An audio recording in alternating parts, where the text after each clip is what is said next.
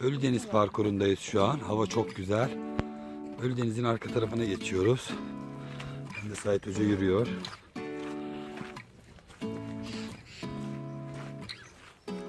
Şu an hava çok iyi. Az önce yağmur yağdı.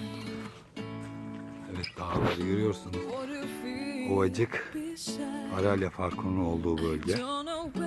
Burası da Ölüdeniz'in iç kısımları. Evet, Kamp Trek koyuna geldik. Buranın koyun adı yok. Bir plaj var. Kayaköy'ün arka tarafı. Bir plaj var.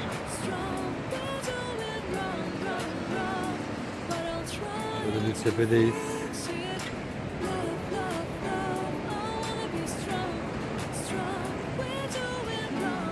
Alt tarafı uçurum. Ama manzara çok güzel. Evet, şu an Ölüdeniz bölgesindeyiz.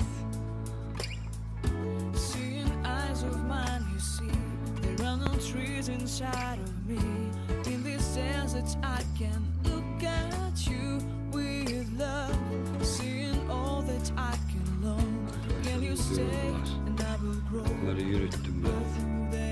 Ümüklerini sırtım.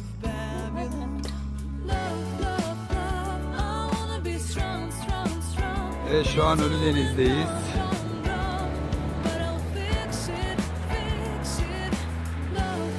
Ölüdeniz manzarası.